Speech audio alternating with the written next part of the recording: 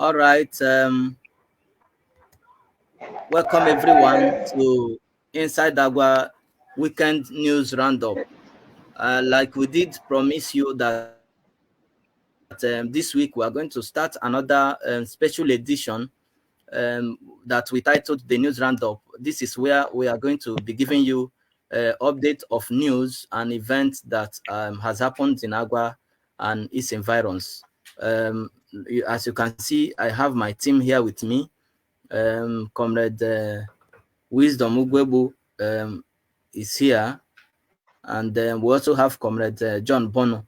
The three of us will be giving you insight on some of this news that has happened over the week. Welcome to News Roundup as I hand over to Comrade Wisdom. Comrade Wisdom, over to you.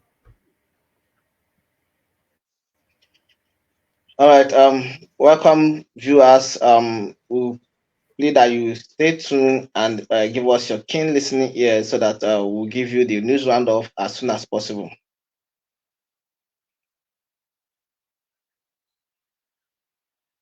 Okay. SEU meeting over the branch. The over the branch Agua Central Union meeting SEU was held on Sunday, 28th of April 2024. Although the meeting turned out to be a very poor one, it still has the following persons in attendance: and ACU Secretary General Comrade Chimoku Obodo Dikin, Nkem Agbe, placeholder Professor Gio Obodo, Acting Chairman Mr. Tochi Otazi, Comrade Wisdom Ugwebu, and Mr. J.M. Uchenwoke Berechi, Mr. Tochi Wankwo, Acting Secretary and Treasurer. For the meeting, which was presided over by Dr. Dikin Nkem G. Agbe, encouraged members not to be discouraged, as well as appeal to all taxable Agua sons residing in Owerri to be part of the meeting. This report was made known to us by Mr. Wankwo.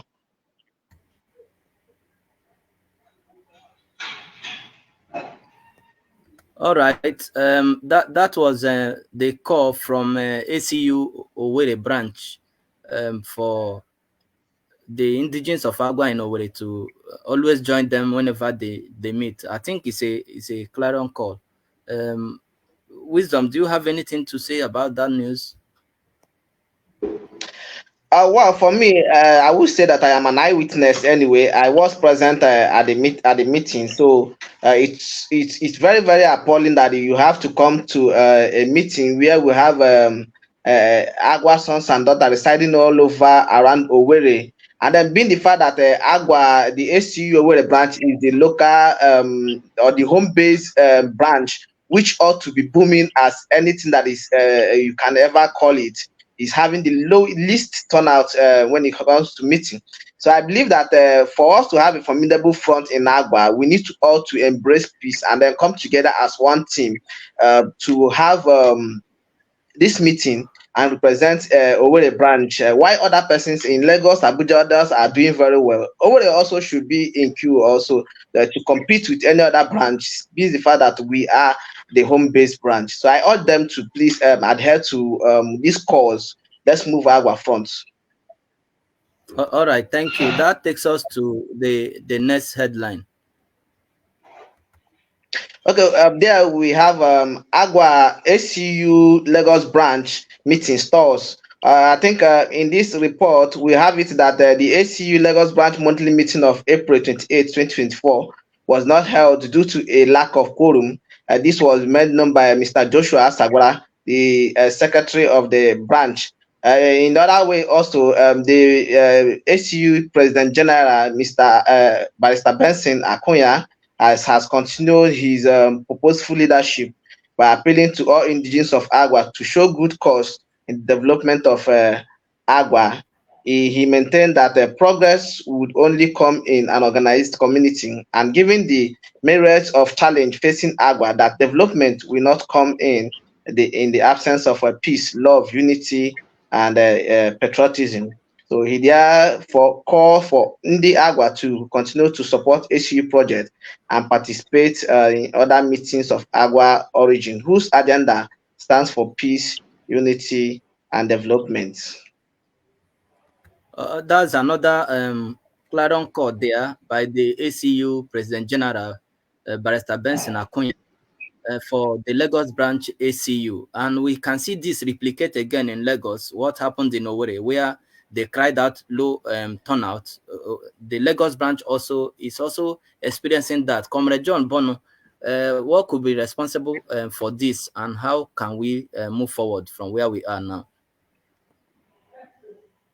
Okay, thank you for having me. First thing, I think I would say that the association is witnessing a natural thing. First of all, it's still at its infancy stage, and there are other challenges popping up. But then, in the characteristics of Agua, we've been in that way of push and start in a thing like this, particularly when it tends to be something that is collective. But it's not good for a clan, particularly in what we are facing now. I think the leadership of ACU, they have been putting their neck on the chopping board, trying to bring Agua, stabilize things. I think we should all rally around them and make it a reality. Then secondly, the issue of poor turnout in Agua Central Union. I attended that of the last meeting of ACU Owerri branch. I want to say categorically that it's not an encouraging one, even though there is room for improvement. We should come together and see how well we can solve our problem. And solving our problem should not be in isolation. It should be in a thing of brainstorming, coming together and do things right. Then to the leaders of ACU, I give kudos to Comrade Chimoku Obodo, the Secretary General of ACU, for attending that meeting, and in previous meeting has been attended. But I want to also encourage other leaders of ACU members in resident in Owerri to at least find their time. Come, the likes of Engineer Pascal Obodo is also part of it. Though Professor Amazonara is living far away in Okigwe, but notwithstanding, they should, on one or two occasions, show in the meeting. That will be a motivation to others to start participating in the business of that ACU, both in Owerri and any other branches that ACU is operating. Thank you. All right, thank you. That will take us to the next headline today. In this headline, we have Agua Electricity work to resume at the project.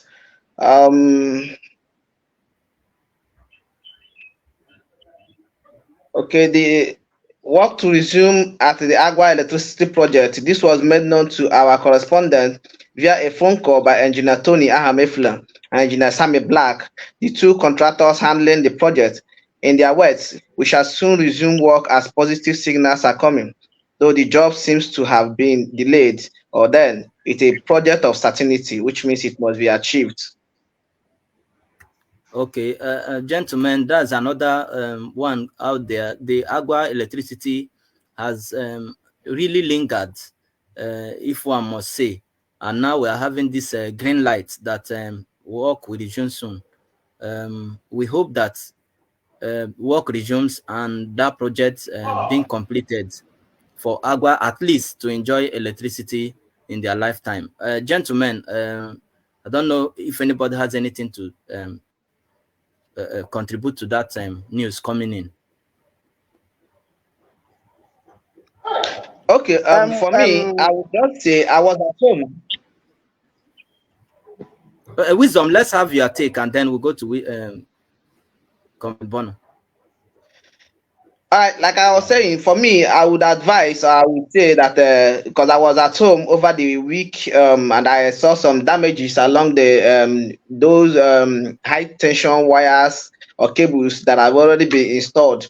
They are odd hand, which I don't know if it is because of wave or maybe human damage. I can't tell, but I saw those damages, and I want to call on them to, if it is human damage, please let's desist from this, because what we are damaging is what is supposed to benefit us, what is bringing development to Agua, and what will make people to see that yes, truly, we have something to beckon on as an oil producing um, uh, clan. So please let those in charge to know how to handle this issue.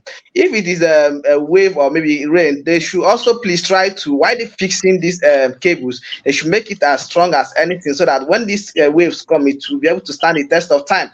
I believe Agua is not the only place that is having wave this time, or maybe rain. So why should a little wave, if it has actually wave, bring down electricity wires that has been hanged for this thing, electricity? So they should look into it. If it is human fault, we call on those who are hoodlums who are behind it to please stop. Why, if it is wave, so those who are handling the electricity product should please kindly tighten up the wires when they are fixing it, so that this little wave cannot be bringing it down. That is my own take. So we also encourage them to please resume work as soon as possible, because it is very important. All right, thank you, Comrade John Mbonu. In this issue of Agua electricity, the contractor resuming work very soon is a good one, but I want to push every blame to the Sterling Global Resources. I don't get it why a company in their capacity should not be up to what they promised to do. During the flag off, it was said that this project wouldn't last more than 6 months, but we are counting up to 2 years now, and I don't know what is the problem. Then another one is that the issue of vandalization. I want to quote what one of our father of blessed memory said, Engineer. He said that agua is the problem of itself in area of electricity. That he grew up not seeing electricity, and at a point there were wires everywhere, courtesy of late Nzamade, that those poles were vandalized by agua people. Another makeup plan also came in place during his administration, and that of Louis Sobod and others, that those efforts were also vandalized by other people. So we should not be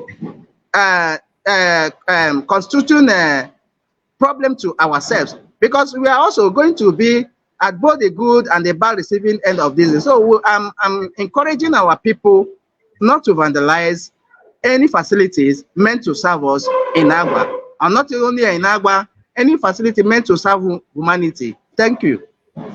Thank you so much for that. The message is straightforward to our people. We now go to the next headline. Okay, the Imo State government takes over the Ebema power plant.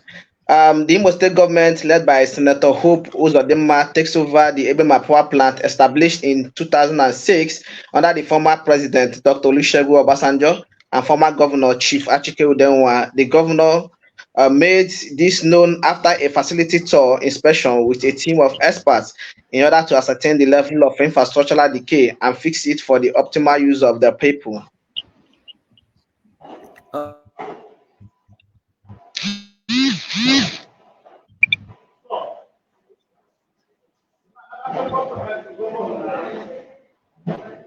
My power plant. As we can see, this Imo State decision to generate power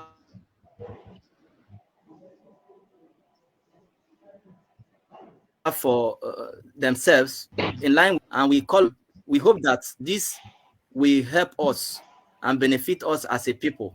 That is why the people handling our electricity project should expedite action, because if Imo State now generate electricity for themselves, I believe that has some potential for us in Agua, and that's where I would like to call on Comrade John Mbonu to give us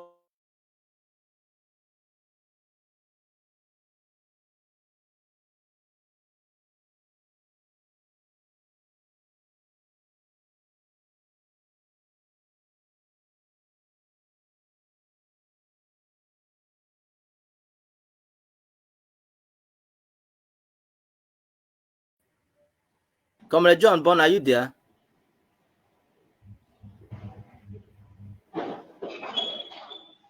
Yeah, Comrade John Bono, please, we would like you to give us more insight about the passage of the bill and um, how it will benefit us. Okay, thank you. First of all, I want to give a brief background about this bill. Nigeria is a federation of 36 states plus FCC Abuja, and there are rules of engagement on how these states operate in terms of taking up program. If you can recall, the 2005 Electricity Act placed the responsibility of electricity solely in the hands of the federal government, and that we can call it exclusive list. Electricity is in the exclusive list of in the act, meaning that the states cannot generate electricity except permitted by the federal government. But then this administration of His Excellency Bola Ahmed Tinubu came on board and assented to a bill to make electricity to be in the concurrent list. Concurrent list, that is where both state and federal government can participate in the times of power generation in order to suit their various states. So that bill was assented by the current administration. I think that was on the 9th of June 2003.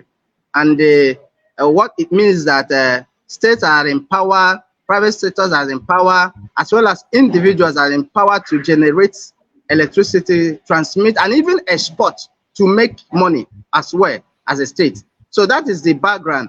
Then this one at the state level, His Excellency Senator Hope Uzodinma also assented to this bill that was sponsored by Right Honorable Prince Obinna Egu, PhD, is a member representing Ngokbala state constituency, and also someone who has been marginalized also, so to say, in terms of electricity, because some of the communities like Amala and Amasia has not seen electricity from Adam. So he made it sure to sponsor this bill and also get his colleagues close to him to support it, and before getting to the desk of the governor, which is Senator Hope Uzodinma. And again, there are a lot of promises of this bill. The bill created 7 commissioners, executive and non-executive.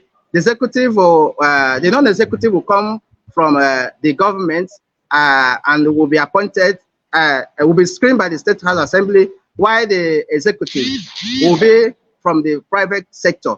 What this means is that if Imo State is well and alive in this bill, that in the next couple of years, the state will be generating electricity and as well as exporting it, which also increase their internally generated revenue. So is a good news for Imo State to do this. And coming to Agua, Agua is very close to where the plant is, and I believe that the synergy from where the power plant is being hosted and Agua will be a good one. And being the fact that we've not seen electricity also from Adam, this bill is a good news for the people of Agua and other people that have not seen electricity from Agua. And to that effect, the government also created a new ministry. That is the Ministry of Power and Electrification, being occupied by Honorable Nwabueze Oguchenti from, I think, Oru East, if I'm not mistaken. He has been a leader in the All Progressive Congress, and so that is where I will leave it for this one. What I'm trying to say is that this bill is a good bill for Imo State, and the governor has promised that in the next 12 months, that Imo State will start be generating power and as well as distributing and transmitting. Thank you.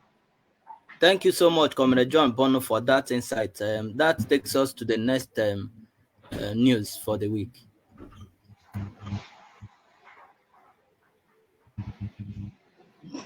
Okay, a kidnapped pastor of the Assemblies of God regains freedom after 3 days. On Tuesday, 23rd of April 2024, the inhabitants of Agua Assemblies of God Church were thrown into a sad mood. This was as the news has it that Reverend Kinsley Ekeze, a serving pastor of the Assemblies of God Church in charge of Agua 1, Owerri district, was kidnapped. The incident took place around 5 to 6 p.m. while coming back to Agua from Owerri en route to Umuguma Amakohia Road. To God be the glory as he regains freedom after 3 days. The identities of his abductors, although are yet to be known, as the police continue to hunt for these agents of darkness. Thank you. We'll continue to thank the security agencies and give God the glory for the release of the man of God. And we know that the agents of darkness will not succeed. Agua must see the light of the day. And even the men of God who are praying day and night to see that peace returns in Agua and their prayers are being answered.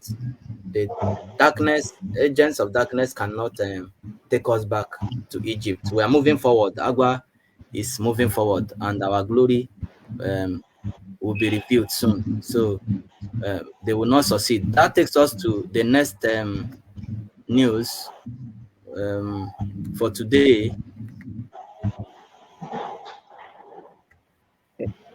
Imo State Commissioner of Police launching school protection squad. In this news, we have it that the Imo State Commissioner of Police, Mr. Danjuma Aboki, on May 2nd, 2024, launched the School Protection Squad (SPS) to complement the effort of the Inspector General of Police, IGP Kayode Ebetokun, who launched the program in Kano. The primary aim of the program is to ensure that students, teachers, and learning facilities are safe from bandit attack and other wanton dangerous exposures of the students.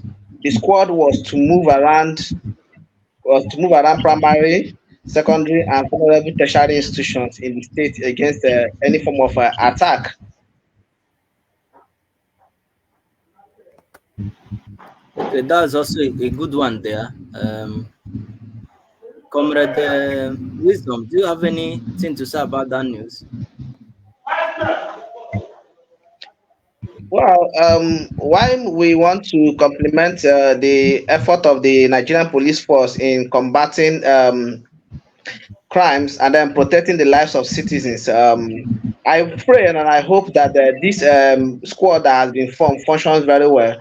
Because for me, I may find it difficult to say that if this squad is actually launched within the urban areas, what happens to the rural areas? Will this same squad also be sent to the rural areas where they will leave their posts and go into the secondary schools and primary schools to stay for morning till the hours of closure? But whichever way it is, we might not know their initial plan or their budget or what they have in plan as a security measure. So, but we want to compliment them and pray that whatever that is good for how do you put it? The gods is good for the gander, whatever. I don't know how you put it, but I want to say that if the urban regions are enjoying it, the rural regions should also be able to enjoy it. Thank you very much. And I'm hope they are not planning to use security local vigilantes to man the rural areas like place like Agba. I hope we intend to see mobile men on motorcycles parade the entire communities in Agba and watch over our schools. The project should That is be my concern. That's my concern. Comrade John Bono, how do you see this project? You are closer to the government. Are we going to have mobile men parade Agba and man our schools? Comrade John Bono. Okay, your question is as good as a reply of Comrade Wisdom Ugwebu. You know, one thing about governance is idea, implementation, and follow up. First off, I want to commend the Inspector General of Police for coming up with this program. You know, it was a kind of a response to the incident attack happening in the the northern part of Nigeria, precisely the recent inmate uh, um, explosion that happened. I think it should be Niger State, Tuleja, the capital of Niger State, and this made the Inspector General to come up with this program. So what is believed is that this program is a federal project via the Nigeria police. But then my worry is that how much is the manpower in place to execute this project or this program to the later? This is number one. Then number two is that in my last count, or if I can recall, the entire force of this country is not above 20,000. And you are talking about 20,000 policing over 200 people. So when you look at this, all these policies or this program, you might say that is dead on arrival. But then we want to give kudos for them to the IGP for coming on the board. Particularly, I would love with them also to concentrate more at the rural area, because this is where most of this attack happens. The rural students, they are defenseless. So I would want them, or I would want the commissioner of police in Imo State, Mr. Danjuma Aboki, to concentrate on the rural areas, protect those students, protect their facility, and also protect the instructors. Thank you. All right, thank you. That's where we leave it at that, and we go over to the next news. Okay, in Imo State, PDP continues to hemorrhage as LP gains strength. The Imo State People Democratic Party (PDP) is not getting any healthier. This is owing to the massive resignation going on in the state. Particulars of those who resigned are of the camp of a former governor, Right Honorable Emeka Ihedioha, as a protest to the unfair treatment the camp has alleged to have melted against them by the Minister of FCT and former governor of Rivers State, Nyesom Wike, which the party national leadership has failed to address. Meanwhile, the Labour Party LP gains strength from the ongoing revalidation, registration, and the registration exercise going on across the country. I think Labour Party is hopeful anyway. So that is it.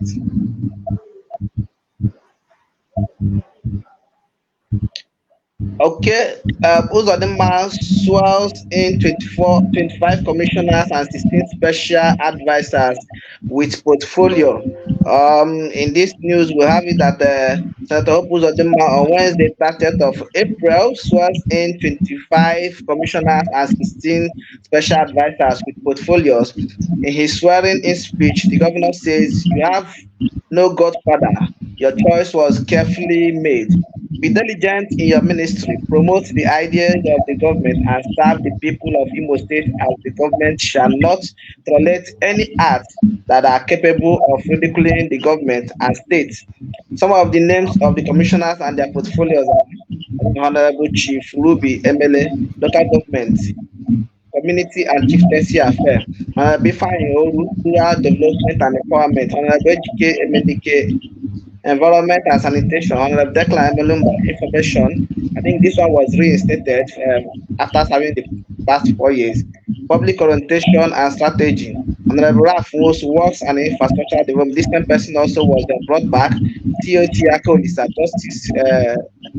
Justice. This one was also brought back. Jerry Egbemba, Tourism, Hospitality and Culture. Honorable Wabeze Oguchen, this is Oguchentin, Power and Electrification, Ansele Mainang, Budget and Economic Planning. These are some of the names. Many of them are also present. We'll get to them, and then we'll set, maybe in the subsequent time we'll call them out. These are the ones we're able to reach. Thank you very much. All right, Comrade John Bono, 25 commissioners um, sworn in by Imo State government. Where does that lead us as a state? Comparing Imo State and Abia State, what would be a comparison in terms of developmental strides of Abia State and Imo State, and over time? I want where can we say we are currently? Are we making progress? And or it seems like Abia State is now taking the lead in terms of development, and it's a call for Imo State government to expedite action now that these commissioners have been sworn. Okay. First thing first, Imo State and Abia State, they are two different states, but then they share a common historical background. Of course, you know that Abia State was created out of Imo State, so they are a son, so to say. Then coming to the governance of Imo State, um, His Excellency Senator Hope Uzodinma, for me, in my own analysis, I would say he has done well in the sense that considering the circumstances that brought him into power after the Supreme Court judgment, which announced him as the rightful winner of the election, there were a lot of challenges coming from insecurity and all that. But then you see one characteristic that is very rare in our political terrain these days. He was silent, quiet, and doing what he can do. He wasn't going about replying people and all that. He wasn't concentrating on the distractor. Rather, he concentrated on doing things the way he feels. Because every governor, every government, or every governor come to office with his own bias. So I would say that the governor did well in his first term because despite the rate of the state of insecurity, there are some things you can score him, if no more. Yeah, I'm being limited with time to say one of the things or some of the things he has done. But of a particular note is the issue of road construction. And you see, most of those roads he did, like Owerri or Kigwe Road, is a solid road. Although Owerri Road is also a solid road. Another link road that he has done, they are all solid. And also, I'm also aware that he also ventured into revalidating or relicensing some of our tertiary institutions. And you can give him that. I think Imo State is the only state, or is one of the few states that has 3 state schools, and it's been funded by the state government under this administration. So that is, I will say that he has done well in his first administration. Then, secondly, you can forgive him from some of the excesses of his some of the commissioners that served under him in his first administration. But then this one, from what the news says, he told them that you have no godfather. For the governor to have said this, it means that 100% of those he has appointed and reappointed came from him. Nobody recommended them. And what he's trying to let them know is that your loyalty is to the state government, your loyalty is to Imo State, and your loyalty is to be diligent in your assigned duty. Make sure you serve Imo State to the best of interest. So they are just being inaugurated. We wouldn't go into judging them for now. Let's just watch and see what they bring to the table and how they serve Imo State. But I want to comment particularly to the effort of the governor by creating this Ministry of Electricity and power and electricity in order to complement the recently signed bill, just to make sure that that bill did not suffer the issue of implementation. Thank you. All right. Thank you so much, Comrade John Bono, for that insight. And that will take us to the last news for this weekend news roundup. Okay, Uzodinma pays over 2,000 IMO workers pension and gratuity on 2024 May Day. The 2024 International Workers' Day celebration was remarkable amidst the state workers as Governor Uzodinma fulfilled a promise he made to workers by paying over 2,000 IMO workers gratuity on May 1st, 2024. According to Uzodinma, I have been saving money in an account tagged gratuity since 2020 when we came into office. I am not borrowing money to pay. I have been saving money in a dedicated account which I call gratuity. Sometimes 200 million, at the other time 100 million, and since 2020, I have resisted all the pressure to tamper with the account, and I can confidently say now that we have up to 10 billion to start payment of gratuity. In this gesture, I hope our Agba retirees benefit from this particular gesture and also be able to smile along with the retirees and their gratuity. All right, a good one, and kudos to our governor for that decision of his for saving money since 2020, and today he has got money to settle the pension. Uh, Comrade John Bono, you may like to give us more insight on that before we round off the program for today. Okay, first of all, I want to congratulate the governor and the retirees who are beneficiaries of this gesture. It shows that he's a father and is responding to the feelings of the retirees, and that is for that. But another thing is that governance should be a thing of relationship, and the relationship is responsive. When I do to you, you respond to me. What am I saying? Over the years, even not right from 1999, I don't know if it's a crime for someone to work for his mates. I don't know. Our governor is making it to look like a crime. But I think going forward, all these things will be a thing of the past. Workers should be taken care of. Workers should be taken care of. It's work they worked for. I imagine someone working for like 6 years or thereabouts, and at the end of the whole day, the person will wait for 10 years, 20 years, as the case may be, to begin to receive his or her gratuity. This is condemnable, but we thank God that the governor, who said that he has been saving in order to make sure they have enough funds to start or to pay the retiree, which is a good one, because this money will still go down to the families of this retiree. Some of them has bills to pay, in the sense that their children who are in school and other things to take care of, they need this money to take care of them. And once this is happening regularly, it will encourage the people to have faith in their government. So I think that the gesture of His Excellency Senator Hope Uzodinma for paying up these retirees is a good one. Kudos to him. All right, thank you, Comrade John Bono, for that. And to round off today's program, we would like to take our eyewitness report. We have this report coming from Chimobi Ukebu, and it says our parents' cassava in the farm are no longer safe.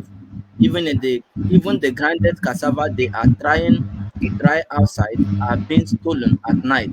My uncle's wife is a victim. That's an eyewitness report, and this is highly commendable. Gentlemen, what do we have to say about this? Let me begin with Comrade Wisdom. Comrade Wisdom, what do you have to say Okay, about this? Okay, my uncle, let me say that would be a slip of tongue. I think for me, it's highly condemnable. Well, why we want to appreciate a Yeah, man who sent condemnable. in Yeah. his eyewitness. Yes, eyewitness report for giving us this insight. We also want to condemn in totality these hoodlums who have been leveraging on the insecurity in Agua, in as much as we are bringing back peace. Agua is returning to back to what it used to be. To please desist from this particular act. It's not good that we are talking about insecurity and people's means of livelihood. The little they can, make up to have food. You are going at the back or behind in the midnight to take it away from them. It doesn't stand well for us as a clan. So those who are behind, the criminals or those who are perpetrating this evil, please desist from it, because once you are being caught, believe me, your mother, your father, whoever that is involved must face the wrath of the government, and by then you will understand what it means to be in pain. So please desist from it. I also encourage more eyewitness reports to please come in on daily basis as we take it off to the people all over around the world. Thank you. All right, thank you. Comrade John Bono, what do you have to say about the eyewitness report for this week? It's a good one. It's a good one. We cannot progress in retrogression. Development doesn't happen in the past. Development happens in future. If you are saying that time was better in our time, this is not one of the reasons. This is not one of the signs. This is not one of the door, or this is not one of the means in which Agua will be better in our time. This is highly condemnable, and like Wisdom rightly said, I thank the Ukebu for the courage to have come out and say this to us. And I believe that in going forward, we should not witness something like this. For those that delight in doing this kind of carnage to the community, it's not good because you might be living in 99 days. One day is just for the owner, and that owner will take his own pounds of flesh, and it might not be good. So what I'm trying to say is that this act should be resisted and it should be condemned. And I also know that the Agua they are doing their best in order to manage the security of the clan, and so that Agua will be better in our time. Thank you. All right, thank you everyone that joined us today. That is where we are going to draw the curtain for today's news roundup. I'd like to thank Comrade John uh, Bono and Wisdom for their contribution in today's news roundup. We hope to bring you more of this news next week. And please, if you see something, say something. That way, we'll make Agua better. Say Thank you for something. joining us.